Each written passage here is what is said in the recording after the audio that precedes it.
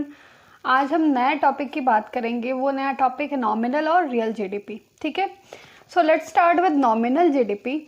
Nominal की अगर हम बात करें तो हम करंट प्राइसेस की बात करेंगे। मैं एक ऐसी ओवरव्यू आपको दे रही हूँ। नॉमिनल की जब बात करेंगे तो करंट की बात करेंगे, और जो रियल की बात करेंगे हम कांस्टेंट प्राइस की बात करेंगे।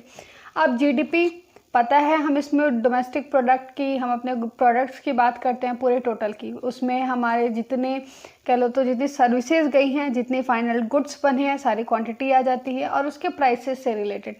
अभी तक तो आप इतना ही जानते हो। तो अब एक टर्म आया नॉमिनल और रियल, इन दोनों का अलग अलग क्या है, क्या सीन है। देखो, नॉमिनल जीडीपी जो है, जब हम अपनी क्वांटिटीज़ को, अपनी प्राइसेस को करेंट प्राइस की तुलना में कंपेयर करते हैं, हम ओवरऑल देखते हैं कि कितनी क्वांटिटी बनी, वो उसका कितना प्राइस था। ठीक है, उसका टोटल जो ग्रॉस निकल के आता है वो ग्रॉस डोमेस्टिक प्रोडक्ट नॉमिनल कहलाता है। जब हम करंट की बात करते हैं, एक अकाउंटिंग पीरियड में जब करंट की बात, करंट की प्राइसेस को लेके, करंट टाइम की क्वांटिटी को लेके, क्वांटिटी में क्या आएगा, मेरा जो भी आउटपुट बना है, ठीक है, जो फाइनल गुड्स बने हैं, जो भी सर्विसेज हैं, वो क्वांटिटी मल्टीप्लाइड बाई प्राइस। कौन सा प्राइस? करंट के प्राइस। ठीक है, ये जब टोटल निकलता है ना, तो जीडीपी उसको नॉमिनल प्राइस पे कहते हैं कि जीडीपी ये हमारा इतना है इस साल का, नॉमिनल प्राइस पे। नॉमिनल हो गया ये। रियल क्या हुआ? रियल में आता है एक कांस्टेंट, मतलब क्या, एक बेस ईयर होता है। बेस ईयर उसको बोलते हैं कि जिस टाइम में प्राइसेस नॉर्मल हो और गुड्स की वैल्यू जेन्युइन हो। ठीक है, उसको हम बेस ईयर ले लेते हैं। अकाउंट मतलब आपके इसमें इकोनॉमिक्स में बेस ईयर टर्म इसीलिए यूज होता है कि एक ऐसे पर्टिकुलर ईयर को बेस ईयर मान लिया जाता है जिस टाइम में हमारी इकोनॉमी, उसके प्राइसेस, उसके गुड्स दोनों जेन्युइन हो। ठीक है, अब हम क्या करेंगे, इसमें करंट की प्राइसेस को नहीं लेते, हम उस बेस ईयर के प्राइस को लेते हैं, उसी अकाउंटिंग पीरियड के उसी क्वांटिटी में, लेकिन हमको प्राइस यहाँ पे चेंज हो जाएगा। कौन सा होगा? बेस ईयर का प्राइस होगा यहाँ पे। ठीक, तो मैं अब बुक पढ़ती हूँ, ध्यान से सुनना आप लोग। नॉमिनल जीडीपी सबसे पहले है, it refers to GDP at current price. Current price के बारे में बताएगा। It is the market value of the final goods and services produced within the domestic territory of a country during an accounting year. ये उस market value को बताता है, final goods and services जो प्रोड्यूस हुए हैं हमारे domestic territory में एक पर्टिकुलर अकाउंटिंग ईयर में हमारी कंट्री के, उसके मार्केट वैल्यू को बताता है।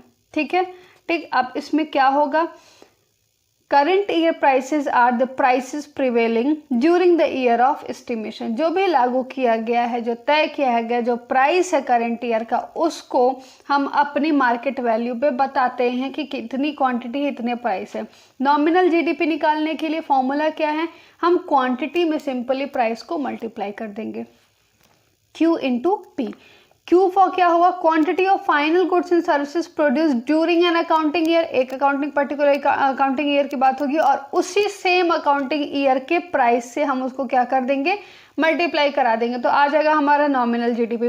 यानी कि नॉमिनल जीडीपी, अगर हम करंट सिचुएशन की बात करें, करंट की बात करते हैं, तो अगर जीडीपी बोला जाए, नॉमिनल जीडीपी जो हमारा होगा, तो क्या करेंगे, उसको अभी के टाइम में जितनी क्वांटिटीज के हमारे गुड्स प्रोड्यूस हो चुके हैं, फाइनल गुड्स जो दिया गया है, जो सर्विसेज दी गई हैं यहाँ से हमारे मतलब कि हमारी कंट्री से, हमारी डोमेस्टिक टेरिटरी से जितनी गुड्स तैयार हुए हैं और जितनी सर्विसेज प्रोवाइड की गई हैं, उन सारे गुड्स की और जितनी प्राइसेस उसकी चल रही हैं मार्केट में, उन दोनों को अगर हम मल्टीप्लाई कराते हैं तो नॉमिनल जीडीपी निकल के आएगा।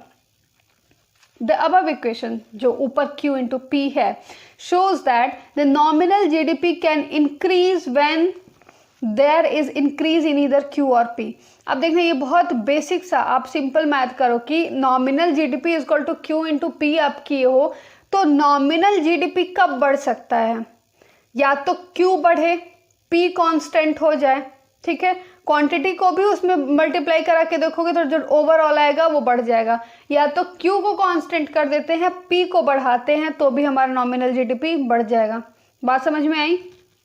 यही आगे लिखा हुआ है कि if it increase owing to increase in Q P को कांस्टेंट कर देते हैं, it shows increase in nominal GDP और इंक्रीज इन आउटपुट। या फिर दूसरे हाथ में अगर हम देखें कि अगर क्यू को कांस्टेंट कर देते हैं, पी को बढ़ाते तो बोला जाएगा जीडीपी किस लिए बढ़ा, क्योंकि जनरल प्राइस लेवल की वजह से। It does not cause any increase in the flow of goods and services in the economy, it only cause money illusion, higher market value of the given।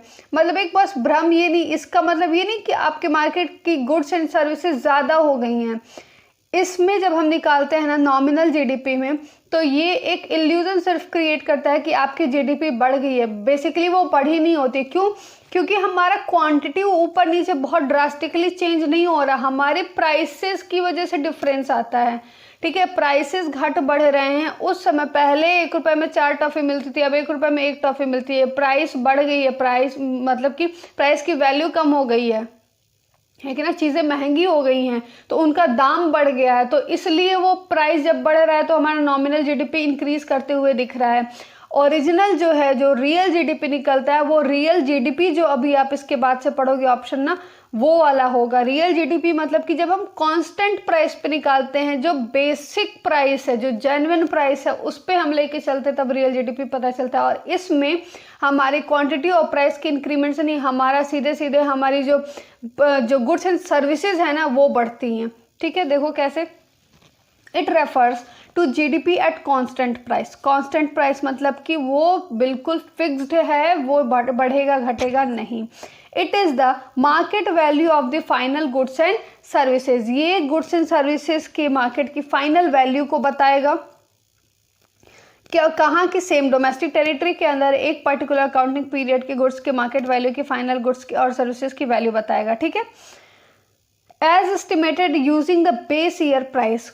उसकी quantity को, present time की quantity को लेगा, लेकिन base year की price को। Base year is the year of comparison. वो कौन सा होता है जिससे हम आज का पिछले वाले टाइम का कंपेयर करते हैं। तो जो कंपैरिजन वाला ईयर होता है ना, लास्ट टाइम वाला, उसको हम बेस ईयर कहते हैं।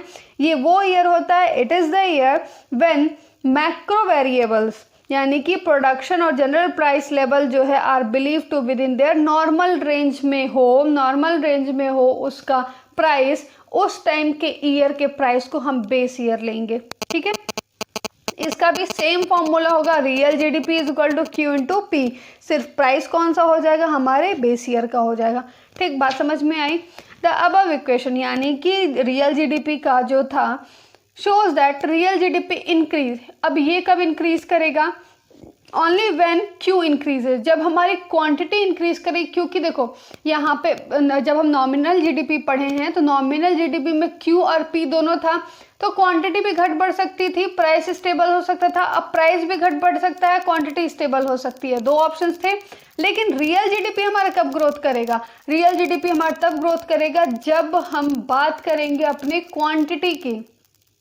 क्यों? क्योंकि हमारा बेस ईयर का प्राइस तो फिक्स रहेगा, तो वो फिक्स्ड है, तो उसको हम घटा बढ़ा नहीं सकते। हम यहाँ पे क्वांटिटी को इंक्रीज करेंगे, तो रियल जीडीपी हमारा तभी चेंज होगा जब हमारी गुड्स एंड सर्विसेज क्या होंगी, बढ़ेंगी, तभी हमारी क्वांटिटी भी बढ़ेगी, इंप्रूव होगी। तो उससे असली इकोनॉमी हमारी इंप्रूव होती है, सिंपली बिकॉज क्योंकि P is constant, so that when real GDP increases there is an increase in the flow of goods and services in the economy. ठीक है, जब रियल जीडीपी तभी इंक्रीज करेगा जब फ्लो ऑफ गुड्स और services हमारे increase करेंगे। Basic simple ही समझ में आया कि नॉमिनल में क्या है, नॉमिनल को Q इंटू पी जो आप कर रहे हो, वो हमारी क्वांटिटी भी घट बढ़ सकती है, प्राइस भी घट बढ़ सकता है। सरकार दिखा सकती है quantity stable, goods and services हम प्रोवाइड ज़्यादा नहीं कर रहे हैं, उतना ही है, लेकिन हमारा जीडीपी बढ़ किस चीज़ से रहा है, क्योंकि हम उसके दाम बढ़ गए हैं। उसके दाम भी बढ़ेंगे तो भी हमारा जीडीपी बढ़ा हुआ दिखाएगा। एक्चुअल में कंडीशन क्या है, अभी भी तो तुम्हारा प्रोडक्शन लेवल है तुम्हारा उतने का उतना ही स्टेबल रुका हुआ है, लेकिन जो रियल जीडीपी दिखाता है वो आप प्राइस को घटा बढ़ा नहीं सकते। आपको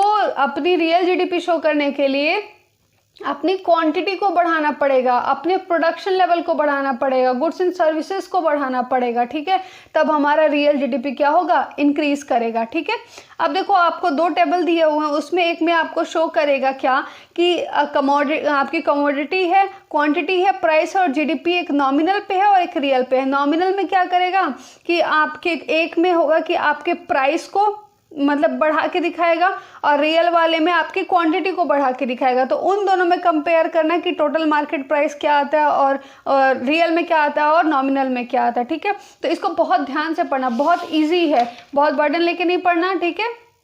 तो देखो टेबल पहला वाला जो है ना आपको शो करेगा कि जीडीपी जो हमारी 5,000 से या फिर 30,000 जो भी बढ़ी हुई है, तो ये सिचुएशन है मॉनेटरी इंक्रीज का। When money value of output rise even the quantum of output is constant, ठीक है। आउटपुट हमारा वहीं पे रुका हुआ है, पहले वाले टेबल में जो शो करेगा सिर्फ हमारी मनी की वैल्यू बढ़ी है, हमारा आउटपुट नहीं बढ़ा, हमारे मनी की वैल्यू बढ़ी, इस वजह से जीडीपी का ग्रोथ किया। और वहीं पे जो टेबल 2 में आप जो रियल जीडीपी वाला पढ़ोगे उसमें है क्या कि जो भी इंक्रीमेंट हुआ है ये किससे लिंक किया गया है, ये हमारी आउटपुट की वजह से हुआ है, क्योंकि प्राइस तो हमारा क्या है, कांस्टेंट है। बात समझ में आ रही है? तो यहीं पे दोनों बात आप कह लोगे तो एक ओवरऑल आपका डेफिनेशन जो निकल के आएगा जीडीपी एट करंट प्राइस का और जीडीपी एट कांस्टेंट प्राइस का, इसी को हम बोलते हैं मॉनेटरी जीडीपी या नॉमिनल जीडीपी। मॉनेटरी या नॉमिनल किसको बोलेंगे, करंट को बोलेंगे, और रियल जीडीपी या कांस्टेंट प्राइस को बोलेंगे, मतलब रियल जीडीपी को कांस्टेंट प्राइसेस बोलते हैं, जीडीपी एट कांस्टेंट प्राइस, ठीक है।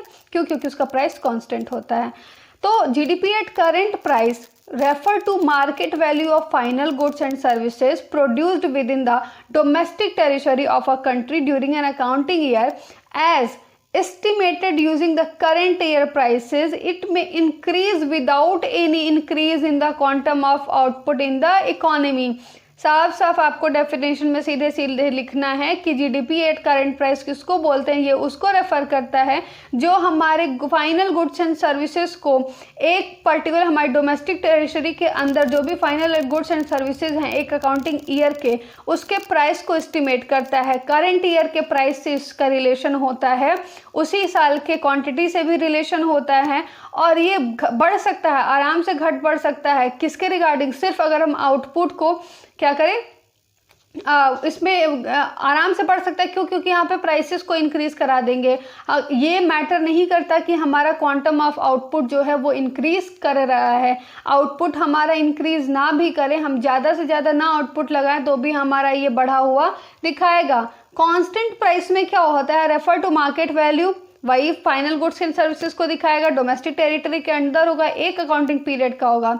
ये estimated using the base year price. ये कैसे एस्टिमेट किया जाता है? बेस ईयर के प्राइस को यूज करके, और ये तभी इंक्रीज होगा when there is increase in the quantum of output in the economy. ये तभी इंक्रीज होगा जब हमारी इकोनॉमी का आउटपुट इंक्रीज करेगा।